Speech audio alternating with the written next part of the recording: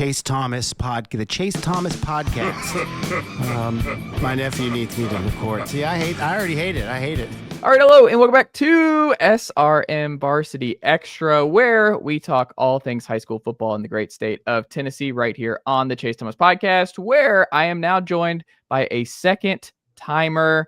When we talked last, I don't know if Tyler Williams of Gatlinburg-Pittman knew he was going to be in the state title game here this week in Chattanooga, but here we are, Coach. Yeah, absolutely. No, I can't say we knew we were going to be there, but it was definitely part of the plan, and we hoped we would get there. And man, it's just all falling into place for us, and here we are getting ready to travel down to Chattanooga tomorrow. The biggest reason your team is in the state championship game this week is what? Toughness, no doubt. I mean, look, we've got some good. Sure, we got some good athletes, got some kids that can run, and we got some kids who are strong. We got some kids who are smart. But, man, it's just a tough group of kids. They're tough. And then if I had to give you one other adjective, so to speak, I guess it would be coachability. Man, they're tough and they're coachable. And there's been plenty of games that we've started slow. It's kind of our MO, and I say they just like to do it to torture me, But we start slow, but we finish strong. And I guess if you're 14-0, you just got to take that. Is that something that you have to when you're undefeated and you're undefeated the whole year, you're just like, we just keep winning. There's no lessons, because sometimes you can take lessons from losing. Sometimes you can hey, here's something we can build up, but you just keep winning. So you're like, hey, yeah. It's awesome. We're undefeated. We're keeping this thing humming, but it's not every week we're 0-0. The record might say 10-0, 11-0, 12-0. It looks amazing. Y'all should be proud of the accomplishment, but you have to keep reminding we're still 0-0. Is that hard? Yeah, yes and no. I mean, I think with a lot of teams, you see that, people, when you win some games, some teams, you might win 7 or 8 or 9 and you kind of get a big head and you lose your place, and that's where people can get you. And that's where, I know there were some things this year, like when we had a good run going, and there were some people said, well, Gatlinburg-Pittman, maybe we hadn't played some good teams or something like that. And I'm like, man, it's hard to go 10-0. I've been coaching 20 years. And this is the first time I've been 10-0.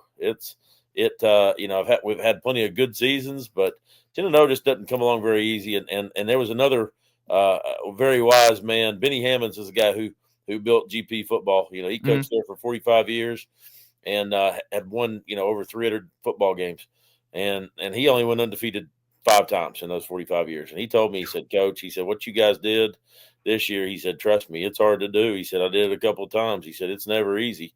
But, so some of the things we try to do then was we make sure that we had corrections every Monday. And so way we do things when we watch film, trying to watch a whole game in this day and age with kids who are, a lot of them are addicted to Snapchat and their attention spans are not there. You try to sit down and watch 142 clips of a football game, half of them are going to be asleep. So what we do is we do a 10 to 15 play correction on offense and a 10 and 15 play correction on defense. And my offensive and defense coordinators put those together. And what we always try to do every week is we try to do equal parts good and bad. So we encourage the plays that we saw. Hey, look at this one. This guy was blocking great here. Or look at the linebacker fill up in the gap on this play. This is exactly what we're looking for. And then we said, all right, now, hey, even though we won the football game, here were some plays that we could have done better. And I think that way of doing things has served us very well as we've gone through this and helped us to keep improving, even when you're winning. When you're winning this much and you're making Gatlinburg-Pittman history, obviously, how hard has it been for you personally to balance making history while also remembering to soak it all in every week? Yeah, that's tough. So my dad gave me some good advice this week. And of course, it has been a very busy week. As I've told a couple of people, I said, you really got to, my first time making it here to the state championship game. And then you get that email from the TSSAA that has I don't know how many pages that manual is they send you on playing this football game. But when you print it off, it's about that thick. Yeah. It's like the Blue Cross Bowl Bible, I have termed it. And you got all this stuff you got to do for the game. Plus you're thinking about, trying to coach in the biggest football game of our season for sure. And for some of us, for our career, I got coaches coaching with me and these guys have been coaching 30 years. And for them, they've never been this far. It's a big game for them. So we're all really excited, and you're trying to coach in this game and everything. And at the same time, there's a lot of hoopla going on. I mean, you'll hear from people that you hadn't heard from in 10 or 15 years. And it's great. It's all positive. It's support. Hey, you deserve it. Go get them, all that kind of stuff. So, I mean, it's real easy to get lost in all of that, and I think I just got lost in my own train of thought, for example. Man, it is it's a whirlwind, but we're excited to be here, and we're really proud to make history for this program. Like I was just talking about Coach Hammonds, coached up here at GP for 45 years, won a bunch of games, and then we've been really good the last 6 or 7 years before I took over as head coach. We'd been to the third round of the playoffs several years. Of course, running into Alcoa a lot of the time, and then this year when they moved up to 4A, it opened up the door for us. And fortunately, our kids were smart enough and kind of tenacious enough to go ahead and walk through it. So when you beat Tyner, who had another great season this year, Yeah, Tyner was a great story here in East Tennessee as well. How did that win help you guys grow more? Because obviously it got very tight late and a big time home win for you guys to get to the state title game. But how did that help your team grow going into the state title game? And how did they attack you in a way that your team can also learn and build off for the state title game? Well, Tyner, they really were. Coach doing a really, really good job with them down there, and a lot of fantastic football players, a lot of really good athletes. Also, like you said, a great story, and just fortunate for us that we were the one seed that was our year to host. They had to come to us, a little bit to our advantage. But man, they really were. They were a swarming defense. That was one thing I think that probably just. For example, not sitting here saying, "Oh, we're going to put up 50 points against Westview." Westview is another great team that we're going to play here in the title game this week. But there's some ways in which our offensive planning for Westview was easier than Tyner, because Tyner was just speed all over the place, and I mean it was just a smothering defense. And when you watched them, you were just like, I don't know if we can score a point. We're a good offensive football team, but they were just so swarming on defense, man. They would pack the box, and they're going to play press coverage on your receivers, and you're just like, we're going to have to pull out some tricks here to move the ball down the field. But we did. Our guys executed. We made some plays. It wasn't a lot. It's not like we blew the light bulbs out of the scoreboard. We scored 2 TDs on offense. We returned a kick, which is something that we saw on film that we said, hey, if we'll execute this, we can crease this thing, and we did. They kicked it to Braden Maples. Braden is our kind of our star tailback who has several D1 offers. Kid's also got some speed, got some good blocks up front, took it all the way back, and then the difference in the game was a field goal right before the half. But I mean, our kids already knew we could win close football games. We knew we could win tough football games. But I think for us that will help going into this game, because seeing all the athletic guys that Tyner had, the speed. Westview's got a few of those guys too.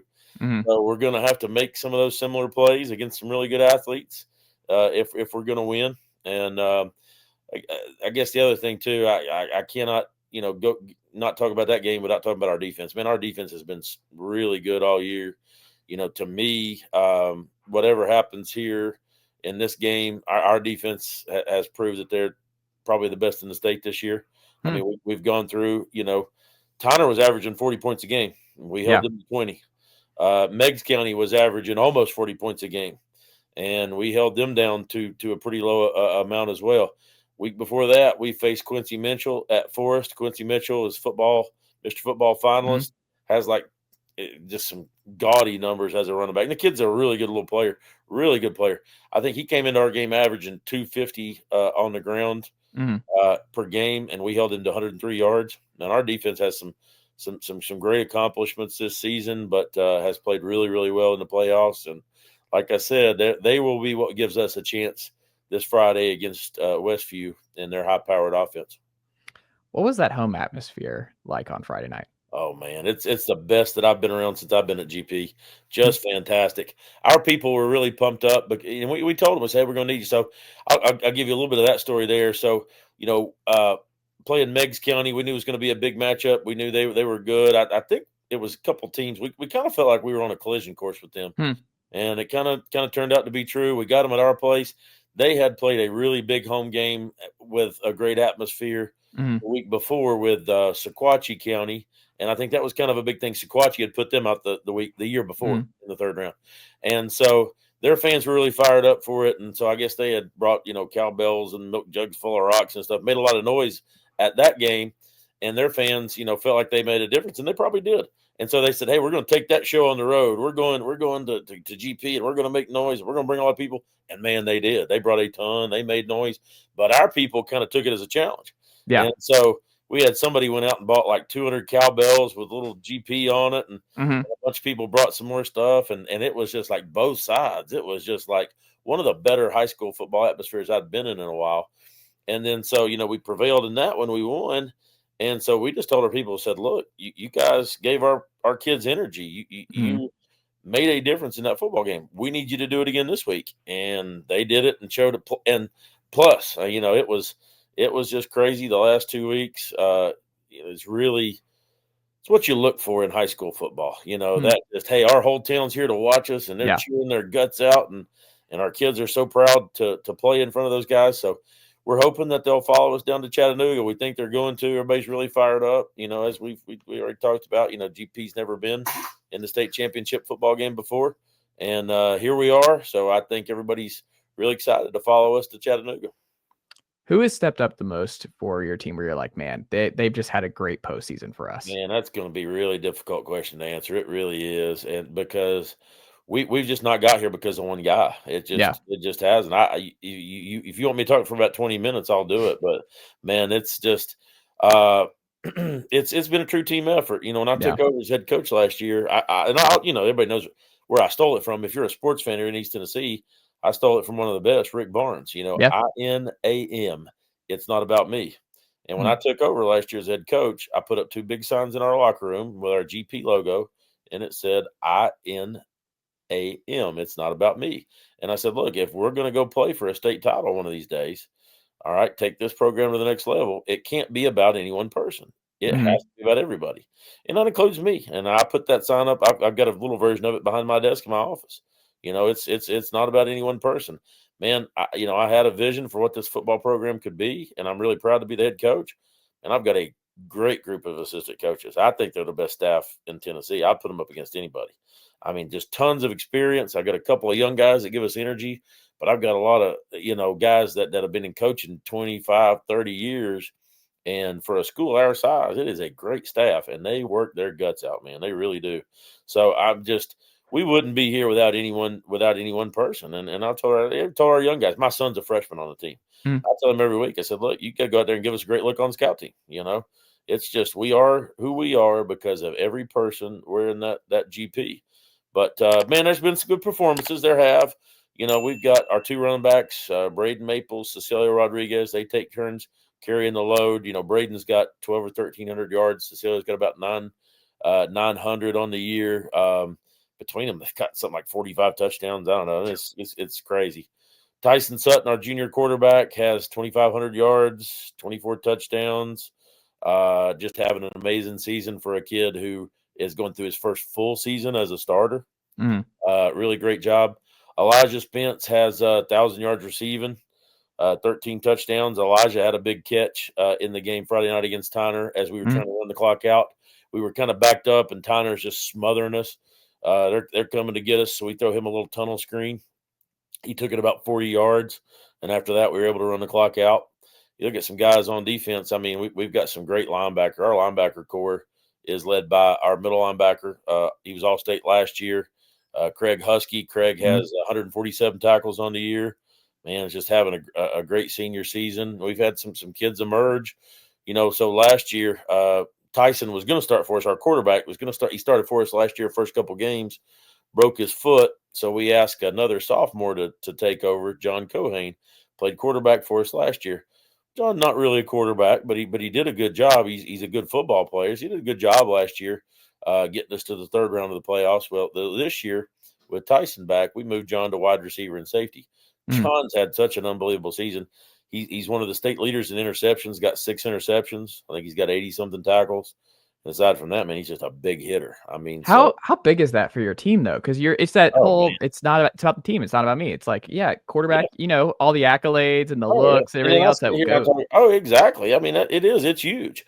And I mean, like I said, it's not done. I mean, we've got an offensive line who's only given up 2 sacks all year. We've got a defensive line who has like between our 2 DNs, I think they've got like 25 tackles for loss, like 15 sacks. I mean, it's just everybody contributes on this thing. Everybody contributes. I don't feel like there's a weak spot on our football team.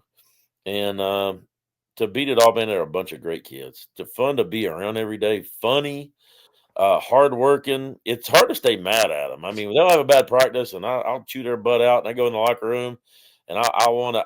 If I'm going to be mad at them, I have to walk away from them. I have to go get away from them because when you go in that locker room, they're going to make you smile.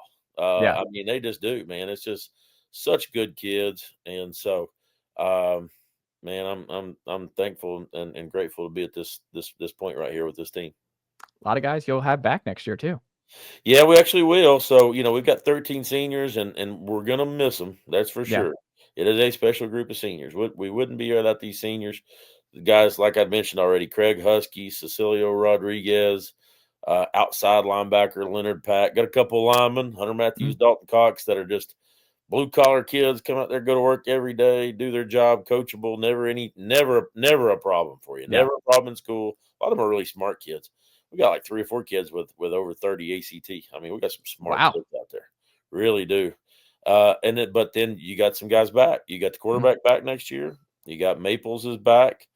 Our second leading receiver who had a big touchdown in the game Friday night, Jack Savarese, Jack's back. John Cohane back. And then there'll be some young kids who were on the cusp of being able to play for us this year as freshmen and sophomores. But just we had such an older football team. Though some of those guys are going to emerge, and if we could just get a few of those guys to grow up, man, we could be right back in this spot next year. We absolutely could. Well, let's talk about the game here to wrap it with Westview. We talked about how Tyner pushed you guys and how what their story was and everything else. Westview, obviously a big story too at quarterback and everywhere else, and their offense very prolific too. You talk about how good your defense has been. What fascinates you the most about how your team is going to match up with Westview this week? I'll be interested to see, if we can be physical with those guys. That's kind of the story of our defense. I mean, we've got some speed on D. We're not the biggest defense out there, but we've got some speed. I just want to see if we can be physical with those guys. I think, they're coming off of a physical football game. Covington is a big rival for them out there. They played them twice this year. First time they played them, it was kind of, I won't say all Westview, but it was kind of clearly Westview. Friday night was one of those games. It was kind of like us and Tyner. If you look at a couple of interceptions, a couple of special teams plays, we'd be talking about playing Covington. Yeah. They came pretty close to beating them. I mean, it was a really close game. And in fact, I had people, we're sitting there celebrating, out on our field. And I got people giving me updates about, because I said, who is it? Who are we playing? And they're like, Coach, it's close. Like, it's close. We'll tell you soon. I'm like, okay. But man, I think we're going to have to go be physical with them. We are, because, and I'm not saying they're not physical. I mean, I think they're a great football team, but that's just kind of who we are as a defense. Our kids are hitters, and they like to try to physically intimidate people. I don't know if we can intimidate these guys, but we're going to have to go hit them and see if we can force them into some mistakes, which is tough because you've got a kid who's definitely, he doesn't play like a sophomore quarterback. I'll say that, man. The Simpson kid, obviously, everybody knows who his dad is, who his brother is. He's going to make plays. So we just got to go see if we can try to make him look a little bit more like a sophomore. It's not going to be easy. Man, they got a couple good receivers, good running back. The offensive line is very solid. And then people don't talk about their defense, but their defense is solid. It really is. They've got 2 good DNs. Their cornerbacks are sticky. They are hard to shake. This is going to be a challenge. But we're excited for it. It's going to be interesting. Right now, it looks like a little rain in the forecast. It's going to be chilly. That classic great Tennessee late fall football weather. Mid 40s and rainy probably. So, you go play in a state title game and you think it's going to be a great field, a great stadium. We're going to have a great officiating crew. Everything's just going to be perfect, but you're going to have some challenges down there. It's going to be cold. It's going to be rainy. So we just got to go see if we can find a way to win one more time.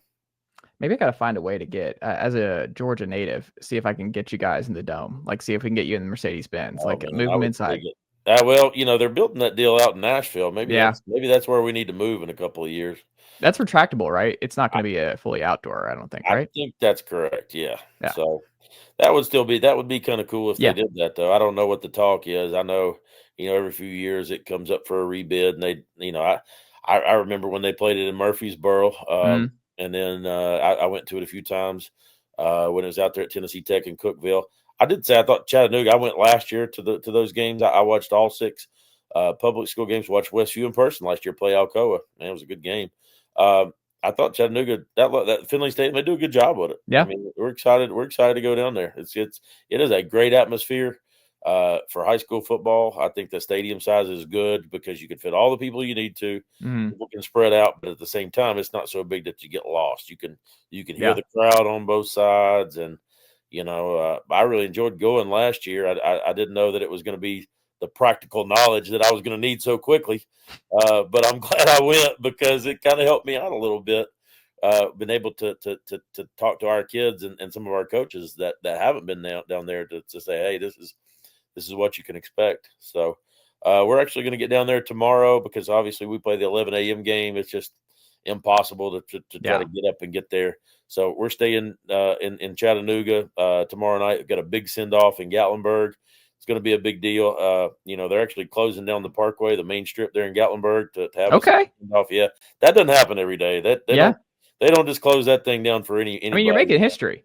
Yeah, absolutely right. And our people are proud of us, and we're proud. I told our guys, I said, look, there's been 65 years of GP football, a lot of wins, a lot of tradition, but we've done something that's never been done before, and we've got to go play this for all the guys that's ever wore the blue and gold. So. Tyler, I can't wait to see what happens here with your group here, and I'm excited to watch it in Chattanooga here on Friday. Good luck on Friday, and congratulations on either way. Congratulations on just a awesome season, and it's great to do these in the summer and then check back in as the season goes on. It's just like it's just cool, like thinking back to what we talked about, and like it's fun, and you've done an awesome job this year at GP. So I'm excited to see what happens, and excited to see the turnout and everything else. So make sure all the good folks here from Gatlinburg-Pittman watching this week, make sure if you can make the trip to Chattanooga and cheer on the Highlanders, because it's gonna be a fun one. So Tyler, thank you so much, and we'll have to check back in again soon. That sounds good. Go GP. Nicely done, nephew. The Chase Thomas Podcast. Hell yeah.